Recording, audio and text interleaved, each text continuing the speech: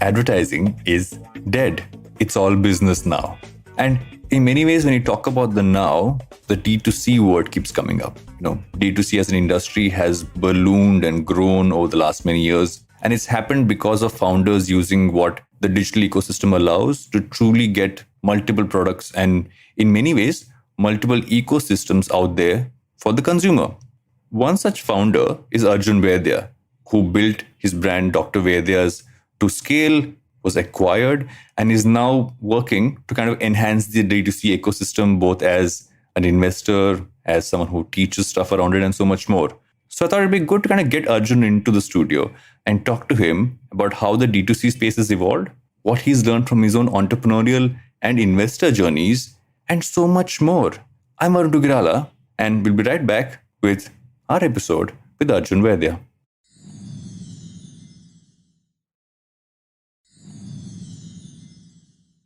Welcome back to Advertising is Dead. We're talking to Arjun. Arjun, we're finally doing this. You and I have spoken about doing this for a long time. No, I'm excited for the conversation. Yeah, because I think a lot of the stuff, like insights I've gotten from you in our offline conversations, I have thought value for listeners to kind of get in from you while we record this. I want to first start off by asking you, saying, was D2C as a category something you gravitated towards naturally, or was it because by virtue of what you were building? I think that's what I want to kind of start with. No, yeah, I think all of the things in a startup happen because something goes wrong, right? And for us, so I think we started Dr. Vaidya's in October 2000. No, I started Dr. Vaidya's actually. Trisha joined on later. The thesis behind the brand was my family legacy and taking it forward and making it appeal to you, right? Making it appeal to new age consumers. Yeah. So pretty much quit my job, October 2016, did a big launch event at Taj Lands End Hotel. Was launching 2 products, a hangover product called Live It Up and a Chyawanprash in capsule form called HerboFit. Yeah. And had a nice launch event, 300 people came, 6 distributors signed up, and we did 10 lakhs of billing, I remember, in Jan 2017. So now I was a finance guy in private equity, so I'm modeling that Excel sheet, right? 10 lakhs, 20 lakhs, 50 lakhs, 1 crore, 5 crores. And then it became like $1 million a month business in 15 months according to that Excel sheet. Yeah. Now, what I didn't realize at that time was that when you do this billing to distributors, it's primary sale. The distributors have to bill to retailers who have to bill to end consumers. Only once the end consumers pay you or buy the product do you get paid, right? And considering it was Ayurveda, we were a small brand. I was 24 and a half years old. I didn't know what offline marketing was, building a brand distribution. And we had limited money against really stiff, large competition. Nobody bought our product, right? And so eventually we got 90% of this product back in March, April 2017. And then the reality was that I didn't have an answer to solving this problem. And so the good thing I did was I sat back and said, hey, where have I gone wrong? These are the problems. I'm too young. I don't know offline distribution. I don't have money and the competition is too stiff. Nobody knows my brand. In the short or medium term, I can't solve for these problems with my current resource structure. So I shut down offline. And then my wife, who was my girlfriend at the time, she was in the founding team at Nykaa. And she said, you've seen e-commerce at that time is what we called it, evolve in your journey as investor. She was in the early team at Nykaa. She said, I saw it at Nykaa. Nobody's doing Ayurveda online. So why don't you do Ayurveda online? And I convinced her to join the business. And that's how we actually launched D2C. At that time, the term didn't exist. But that's actually why we gravitated to online, right? Because today, D2C, online brands, unicorns, 100 crore ARR, it's all like just spoken about like that. But 2016, 17 was the first wave of brands, right? Mama, The Boat, Wow, Dr. Vaidya's, M Caffeine, like the early set of brands. And so actually when we started at that time, it was like, seemed like a pretty wild thing to do, right? Even the VCs today who know about D2C at that time were saying e-commerce only, website first brand. There's no chance, right? And we didn't say D2C that time. We said online only or digital first. So the D2C was some term that we used to read in like VC reports from the West. So that's the journey to actually starting D2C. Now it seems like it's like part of life for all of us, my life, etc. But convincing a customer to buy on your website in 2017 was like the hardest thing ever, right? Hardest. And I think that's the most interesting part, right? If you think about it, distribution was that core, like the whole supply chain distribution piece of like really how will my consumer find me was one of the core things that this entire wave kind of solved for. But I find it interesting when you say that that was the toughest part as well, to make them actually come and purchase on your site. So look at the early years. what were things that you assumed that this is how consumers will kind of buy online versus what was the reality that you discovered and kind of had to kind of evolve? Yeah, so look, I think if you think about 2017, right, and you think about your behavior as well, you did not go to you got ads on your Insta feed, but and I don't even think we used so much of Insta back then, right? Very little. Yeah. So you got ads on your Facebook feed mostly. Facebook, yeah. And then you clicked on it, but you didn't really buy from those brands, right? And so that behavior of assuming the customer will buy, that we knew it was an uphill challenge. Right? We knew it was tough. And so we knew we had a big job to do to build trust and credibility amongst these customers, right? So we called the brand Dr. Vaidya's. Vaidya's means Ayurvedic doctor. Lucky to get that trademark. 150 years of legacy was something you talked about a lot. The customer service people used to pick up the phone and say, calling from Dr. Vaidya's, 150 years of legacy, naam to suna hoga. So like assuming that you've heard about this, and everybody had heard the word Vaidya. So they thought that this is that same Vaidya calling them, and everybody assumed that it's the same one. The other thing I assumed was that e-commerce purchasing and Dr. Vaidya's would be an urban tier 1 brand, right? So that assumption was totally incorrect, because what was the problem we were solving? We were giving high quality Ayurvedic products and care with a free consultation at the touch of consumers' fingertips. In Bombay, Delhi, Bangalore, Hyderabad, Chennai, Calcutta, you may actually have an Ayurvedic doctor available to you in a 2-kilometer radius, 3-kilometer radius, etc. Right? So it's not such a meaningfully sort of novel problem we're solving for you, right? And online buying wasn't so common. So where did the first set of customers come? And we got to know that from customer calls, because we used to pretty much pick up all the customer calls, right? Customer service phone was an Android phone that would be with me on weekends and stuff. 82% of the customers came from outside the top 10 cities. Now, the insight there was, hey, actually here, they probably have to travel 15 kilometers, so don't even have an Ayurvedic doctor anywhere near them, right? And so those were the customers we were catering to, and that made the brand ethos, imagery, language of advertising all switch. So Dr. Vaidya's moved from an urban elite, hangover, Chyawanprash and capsule brand to Dr. Vaidya's new age Ayurveda for the Bharat consumer, all ads in Hindi and English. Almost no ads in English, right? So I think behavior-wise, you'd think e-commerce brand at that time would be an urban brand. The reality was actually it was a Bharat-focused brand. So that was a big assumption. And that made us as founders also evolve, right? Because you're then saying, hey, by the way, I'm not building for myself. And as a D2C founder, you always say, I like this product, I don't like this product, I like the way this is, I consumed it. But you have to disconnect yourself from your own personal experiences and actually put yourself in the customer's shoes. And I think that's the best. One thing we did right was we didn't assume things about the customer, and we actually said, let the customer decide. You know, it's interesting you say that, right? Removing yourself from, because that's so easy to do. It's easy to say. Easy to say, and also say, okay, I like this product, so let's do it this way. Or like, you know, I consume this kind of a piece, and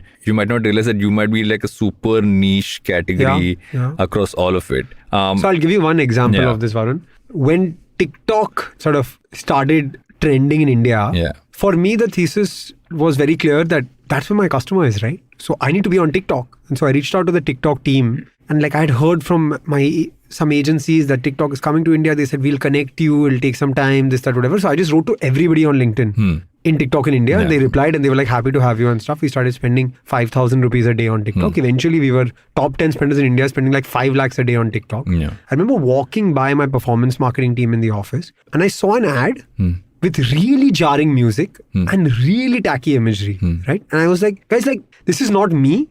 And like, as much as we're catering to this customer, like, I cannot have this go out with my brand. And they were like, okay, the ad is running at 7x ROI. You decide, you want us to take it down, we'll take it down. And I was like, no, keep running the ad, right? That's the reality. Like, the data is telling you this is working. It may not be something that you relate to, but that's fine. That's totally okay.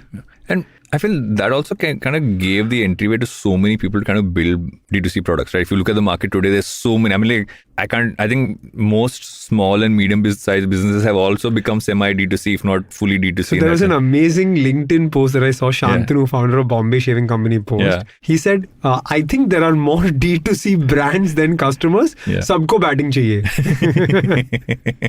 Which is true, right? There's so many of them right now. And if you look at the scenario right now, where obviously one of the core things that drove the market was performance marketing, which right now has gone through this entire shift of not being as accurate, not giving the kind of results, because there are too many people trying to get those keywords to market, but on the other end also, just like how that's changed, right, because of the data regulations and all that stuff. So if you're a D2C brand today, how do you grow? How do you kind of evolve? So I know you get asked that question a lot. Maybe the world has changed, right? Reality is world has changed. So what's changed in the world? 2017-18, as founders, our job was to convince Varun to buy. If Varun bought, he'd buy from me because there was nobody else, right? Correct, So the ecosystem of customers was smaller. Yeah. With that, the ecosystem of brands were smaller. So if you did well, you'd win that market, right? And that's how we did it. And so Dr. Vaidya's got by for the first 2 or 3 years with performance marketing. I think the time we started thinking of brand was 2019 after we raised money. Yeah. Today, that's absolutely unacceptable. So I think the two big changes that you have today, one is post-COVID, the addressable number of customers has increased 2x, 3x, 5x, 10x in some categories, right? But with that, the number of brands have also increased 5x, 10x, 20x. If not more. If not more. And so you have to be able to chart your way and find your differentiation to get the customer to buy you. The customer is buying online. That's clear. My dad is buying online. He's going on his Instagram feed, clicking on a link, buying, calling the customer care of those brands and ask them, why is the delivery taking so long? That behavior didn't exist pre-COVID. So that's a big change. But now my dad has 6 quinoa pastas to order. So who is he going to choose, right? And that's the problem you have to solve, which is why actually, given the name of your podcast, Advertising is Dead, my view is in D2C, performance marketing as the sole channel will be dead, right? And so the way we scaled from, let's say, 0 to 1,000 orders a day was on the back of performance marketing. That will not happen today. If you do that, given the cost of ads and the ROAS you're working at, your ROAS will be so low, it will become unsustainable. Which is why this black box called brand, content and community has now become really important. The problem is founders are like, what should I spend? How much should I spend? Exactly, right. Brand ambassador on day one. How many influencers? Video content, reels, yes, no, maybe. What are you saying? Community, is the community on WhatsApp or Discord on my website? Are emailers good or bad? What is retention, right? This black box is what will determine an average brand from a good brand or a bad brand from a good brand. The guy who solves for this. And the second thing is, it took me 1 year to learn D2C, right? So Shopify, WooCommerce, Facebook ads, Google ads, retention, warehousing, logistics, all of these things, right? COD, RTOs, how do I reduce it? It took me 1 year. You have 2 months at max to solve for this because everybody else, or at least 10 brands in your space, know all of this already. And so you can't say, hey, I'm new to this space, explain to me what is SEO. That's not okay. It's non-negotiable to have your basics in place, right? And so performance marketing is not your answer and competition is significant. And so even though the market is really big and if you win, you can run away with a really large pie, much larger than I could have run away with when I started. There will also be many more casualties and brands that don't succeed anymore. And I think the brand itself is such an important part now, right? Because it's so important to differentiate yourself now more than ever. And I think the word community is also very, very like misused, right? That's why it's a black box, right? Everything is called community, right? I mean, it can be a Facebook group, it could be a couple of WhatsApp groups there. I mean, at some point I'm like, what is community? Is it just your Instagram account? But more than anything else, because now we've also moved from a founder lens to an investor lens. What do you see apart from this black box understanding? What do you look for in people who are building companies in this space today and beyond? What do you see that if you're a founder, what are the core things you need to know apart from obviously what you just said, saying you need to know how this works in a shorter span of time? So I would say if I take off the founder lens and put on the investor lens now, right? What are the sort of 3 things I'd look at, 3 buckets, and then I'll deep dive. Founder, early stage, you're betting on a person, right? So who is that person? Why are they driven? Will they fight in the toughest times with grit and resilience or walk away? And then are they the right people for that problem, right? So Arjun Vaidya, maybe a smart guy who looks like a good profile, but he's not the right person to solve problems in space. Or not the right person to make drones, right? Totally not the right person. But I may have been the right person or the most credible person to solve a problem in Ayurveda. Given my family, legacy, history, my background, etc., I seem like the right person. So 50% for me is founder. 20% is addressable market. And that comes back to what we were talking about earlier, which is don't just invest for yourself, right? I'm sugar-free and gluten-free, you know that. Don't necessarily go and invest in sugar-free, gluten-free brands because the addressable market of that is 100,000 people like me in India maybe, right? So large enough addressable market for that company to be able to capture a large share and grow big. And then the last one is business metrics, right? That's the standard one. So the standard ones would be revenue, growth of revenue, gross margin. But the not so standard ones here would be engagement of, like we talk about community, engagement of community. So I have 290k followers on Instagram, but my reels get 5,000 views. Obviously that's not an engaged community. Maybe bought or maybe totally not engaged, forgot about you, etc. And then repeats, right? So if you think about D2C unit economics, you'll have MRP or sort of MRP minus discount is the price the customer pays for the product. Correct. On that, you'll have a gross margin. Yeah. So cost of goods will be minus, you'll get a gross margin. Yeah. Below that, you have largely three costs. Logistics, packaging, that means outer packaging for your courier bags, your boxes, etc. All of that. Those are not levers you can pull. And then there's a customer acquisition cost. That's a marketing cost, right? That's the lever. Yeah. And pretty much that's what determines success, failure of businesses, etc. All of that. Now, on the first order, your customer acquisition cost may be high, right? But I always give the example of Lenskart. So I bought my wife's lenses on Lenskart 23 or 24 months ago now, right? Since then, my account, I have spent about 85,000 rupees on Lenskart.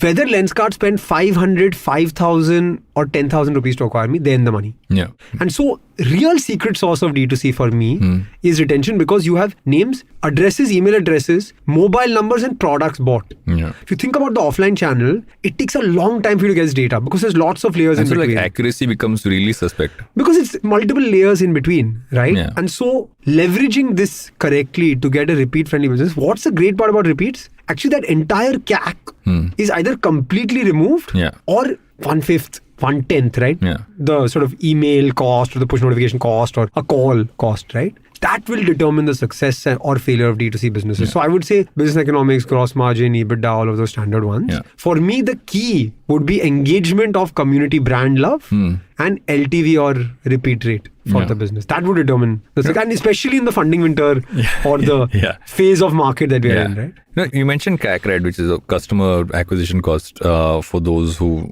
don't know. That's one of the core things I've actually been hearing in the market. I think you and I have had discussions on that as well, is that fact that because people relied so much on performance, at some point that became so high and you didn't really know if there'd be repeat customers. You get that first customer saying, eventually I'll make that out of them. And the only way to retain them, like you said, is going to be that community aspect, going to be that, like, do I really love the product? I mean, it comes down to the product at the end of the day. Yeah. I think that's the... So I'll tell you what, product is a non-negotiable step, right? So someone tells me you're talking about all these things, but what about product? Yeah. I'm saying I don't even bring up product because if your product is actually not so bad. good or bad, the customer is never going to come back. And so the conversation about all of the rest of the things becomes irrelevant, right? So on my podcast, Rohan Mirchandani from Epicama said an amazing thing. He said, the moment of truth is not when you sample the product, it's when the customer takes out rupees from their wallet and pays for your product. But then he corrected himself. He said, Arjun, you're a good salesman, you'll sell it once. The moment of truth is when the customer takes out rupees from their wallet and buys it a second time.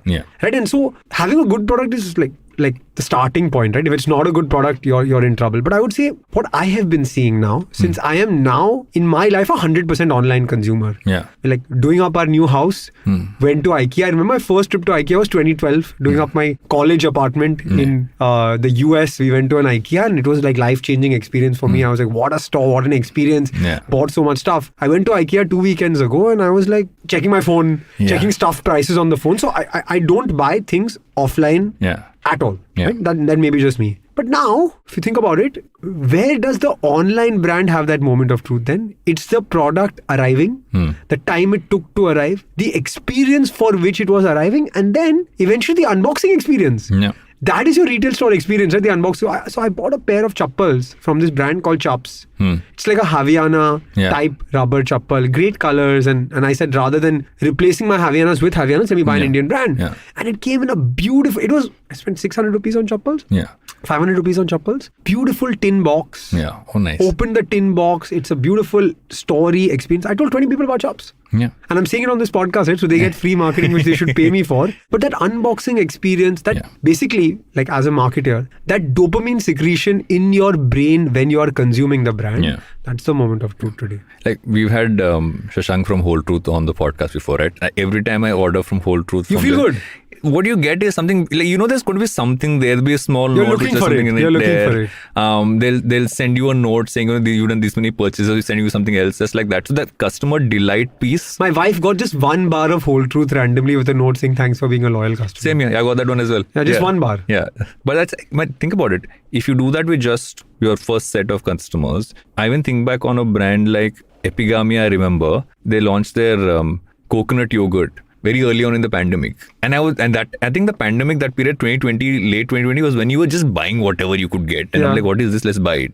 The first batch wasn't great. I remember DMing them saying, guys, it wasn't that great. And they said, okay, we're going to send you the second batch. So everybody whoever sent that message got a second batch. And then I still use that product because I'm like, the fact that you actually took that feedback well and sent me a yogurt. But how cool is that, right? Yeah. In the offline channel, think about Insta DMing a brand, will you get a reply? Here, you Insta DM a brand, you get a reply, they get what you're saying. That's the power. Yeah. And you thought of Insta DMing the brand, right? Yeah. That's a whole new world. What was our interaction with brands in the 90s? Nothing. Yeah. Nothing. A TV ad, some brand ambassador coming to your area and you having some sort of visibility there. That was the interaction we had with brands. I want to ask you a question. When you took the decision of moving from founder to investor, did you have to rewire something in your head? No, nothing at all. I'll tell you why. I don't think I'm an investor.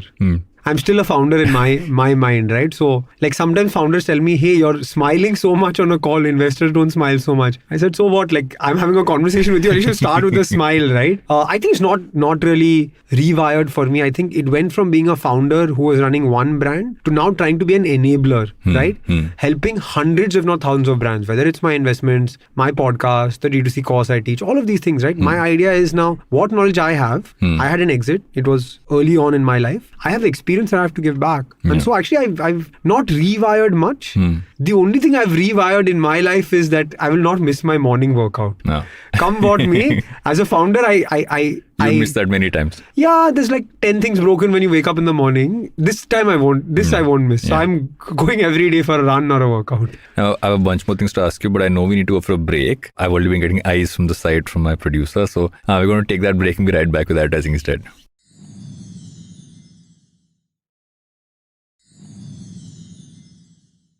Welcome back to Advertising is Dead. We're still talking to Arjun. I have to ask you a question because I feel it's an important one for most people to kind of learn, which is we've spoken about the product, we're talking about putting it there, but also there's the building of the team when you had to kind of change around from the offline focus initially largely to fully online and then kind of also had to have that team evolve. How was that process? Because I think that's also I think the most core part of being an entrepreneur is to kind of build that team. Biggest mistake we made is under index on team as founders, right? So look, young founders with very limited experience, not really got so much exposure to the working world or seen many businesses or brand scale, right? Pretty much for me, Dr. Vaidya was my first time working on a business, right? Because prior to that, I was an investor working in private equity. Those teams are like 4 or 5 people. So really what do you do? And your exposure to the companies you invest in is like very superficial, right? Yeah. So we thought we could do everything on our own. And so we didn't sort of build a team, also bootstrapped, always scared of sort of burning money. And so we used to do everything on our own, work 14, 16 hours. But reality is compounding 16 into 2 is still 32. And by the way, you can't be more efficient after 12 hours of work, right? That's over your day. So 12 into 2 is 24. 8 into 10 is 80, right? That's simple math, right? And so I think the biggest mistake we made was under index on team. The only time we had the comfort to invest in team was when we raised money. But I had done it all over again. And when I do it eventually, or Trisha does it again, I think this is something we'll change. Yeah. Because you're good at certain things. Like bringing Trisha into the business was the best decision we made because complementary skill sets. Yeah. I'm not good at day-to-day op. I'm not good at day-to-day finance. I'm a big picture guy. Yeah. That's fine, but you can't have only a big picture guy. The details will totally be missed, right? And they were being missed. Yeah. And I saw that I was a 5 on 10 at everything I did because I was missing all the details, right? And so I think team is one question which all founders are solving for right now. Like if I tell you what every founder asks me every time, it's like, can you find me good people? And so like I find good CVs and I'm like just like mass broadcasting it to 20 founders every day. Yeah. But I would say it's something which is a tough solve, but if you get it right, you can build a rocket ship. Yeah. And my learning on team was don't plug holes. If there is a gap in your team, don't just say, chal jayega, because it's bad for you and bad for that person. Yeah. And I didn't realize the importance of culture early on, right? What does that mean? It's not those like have those team dinner and drinks every week, take those Instagram posts saying love my workplace. That's not culture. What do you call those things on the wall or beanbags in the office? Beanbags in the office, that's not culture, right? So doctors are the opposite of that. Yeah. It was hard work, ambition, hustle, simplicity of office, no frills. That was the culture. So someone who wanted the beanbags, not a right fit for our company, right? But figuring out how that person would fit into the environment, the values, right? It was hard work, honesty, humility, 100%, team effort, customer centricity. Yeah. Like, you have to see that in that person, because else it's not like they are doing something wrong if they don't fit in. Yeah. That's the culture you've built, that's the org you've built, and so maybe everyone doesn't fit in, that's okay. Cultural fits for us from a hiring perspective were much, much better in the long term than just skill fits. Skills you can figure out, you can learn along the way, but cultural fits were critical. Yeah. How is it? And I say this because I've spent a lot. I work with my partner as well, which is Pooja. How does that work for both? You mentioned complementary skill sets, but that's also a decision most people turn around and say, "But are you sure?" Which I was asked. I remember when Pooja kind of came on to Glitch in the early days. How do you both make it work? So look, I think when we started, actually, there wasn't so much precedent of so many startup husband-wife duos. Now you have lots, tens if not hundreds of successful startups with that, right? I think both our parents also work together. Yeah. But when we said we wanted to work together, both sets of family said, it's a disaster waiting to happen. You all are really young. You're planning a wedding. You just got engaged. You're planning a wedding and building a startup. It's like destined for failure. But we said, look, we'll make it work. It's our decision. You can't take that decision for us. And fine. Like, our priority is not having a big fat Indian wedding. It's building this company. So that's life. There is no work-life balance. At least we could not find that work-life balance. You're at home at 1 a.m. watching a show on Netflix and you come up with an idea, you stop, pause, and you discuss that idea, right? So if you believe there's work-life balance, then I'm going to burst that bubble and say that it's tough. Yeah. That's not easy. There were times when Trisha's told me, am I your wife or your colleague?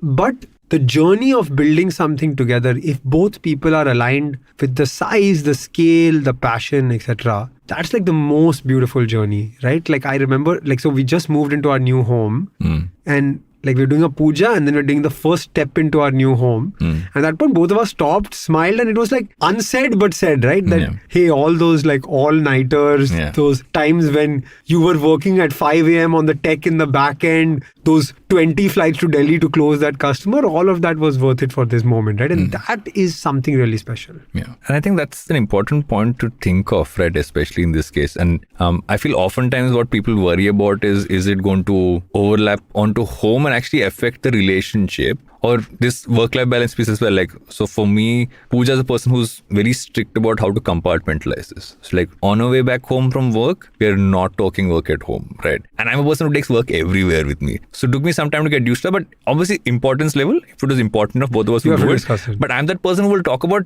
anything which is not even important. Like, you can wait like 1 week, I'll talk about it tonight. So I'm still that person. So that's what she put some control onto, and I think the complementary skills part is super important. I'm very unstructured, she's super structured. I'm more on, it's actually quite interesting. I'm big picture thinking like where things are going, and she's like, no, let's look at what fundamentals are right now. So when you were saying those points, I was in my head kind of thinking about a lot of similarities on that front. I want to kind of segue into this one part, which I also want to talk to you about, which is basically when you kind of came into the market and how it was. Obviously, there's a consumer then and there's a consumer now. There are companies then and now. When you're looking ahead, what are you kind of seeing as trends from the D2C space, but I think across the space, especially considering we're in supposed winter and of some sorts? Yeah. What do you see as trends looking ahead? I love this question because I think it's lots of discussions going on around this, right? I'll talk about what I see. One, aspiration is not in the top 10 cities in India. Aspiration is across India, right? So don't believe that the customer in Anantnag, Muzaffarnagar, Trichy, Imphal, or Andamans doesn't have aspiration and cannot consume what you consider mass premium or premium products. It can be consumed, and there are customers, right? I learned that from my experience. Second, you can't fool the customer. Digital has allowed information to be democratized. And so you don't even try to fool this customer, right? And the third one I would say is the customer is demanding today. If the product doesn't reach in time, they will DM you, they'll message you on LinkedIn. If they're not getting the service, they will tell you they're not getting the service. And the other way as well. If the customer is happy, we have mentioned a brand called Whole Truth on this podcast because we are happy customers of that brand.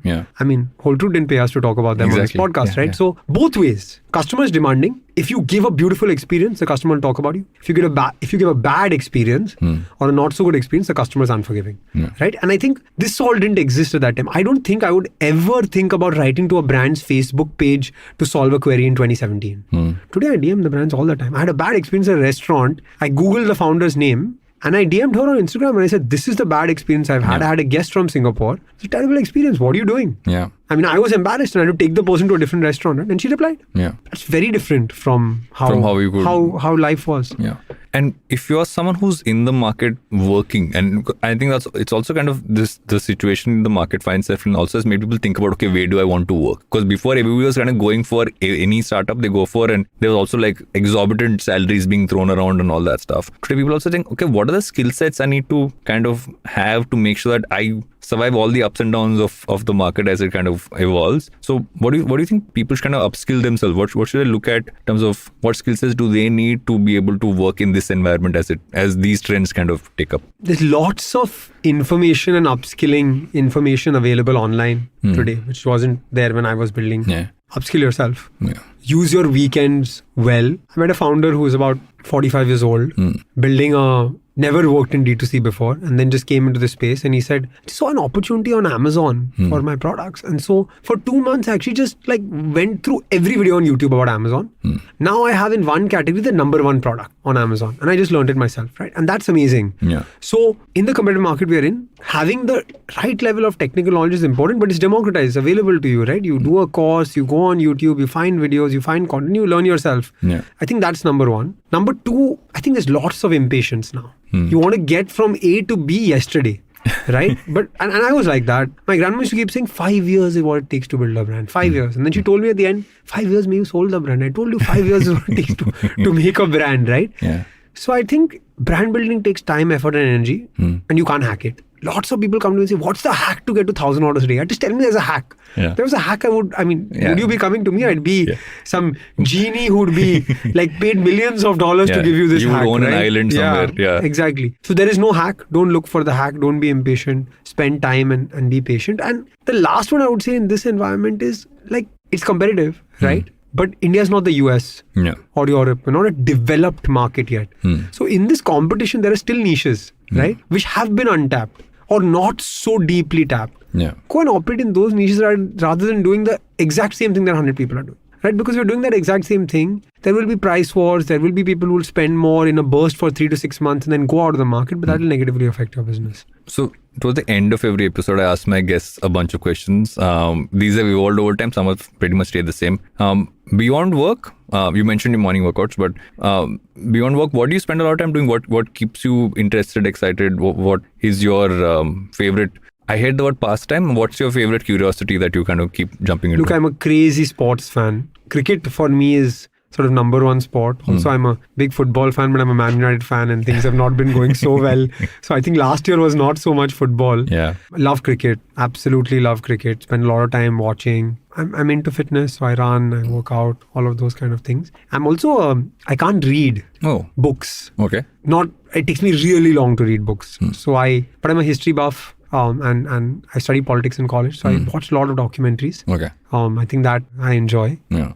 And I enjoy writing. Yeah. So I write a lot on startups, on D2C, on LinkedIn, and people like that content. Yeah. So that's what I do outside of work. But I would say that even though the company is not part of my life, still 90% of my day is work. So what did you watch recently that you enjoyed? So one cricket documentary, it's on Voot called Bando Mein Tha Dam, inspirational story of India winning in Australia. Obviously that was like an iconic series and stuff. Really, really enjoyed that one. I watched this Apple TV show called Tehran, which I just finished. Yeah. Really, really nice show. It's really nice. Yeah. And then I watched some documentaries on Tibet. I didn't know so much about Tibet, so I watched some documentaries on Tibet. But like documentaries, I'm not going to go on about is boring stuff, right? But yeah, the best documentary, one of the best things I've watched this year is We Crashed. Yeah. Really cool show. Very well made. And in the show, I hated and loved him multiple times, right? And that's the best kind of character. That's the best kind of show, yeah. It's a real character then, right? Yeah. What can you put together in an instant? Nothing. No food. No food at all. It doesn't have to be food. This is an open-ended question. Can be anything in the world. What can you put together in an instant?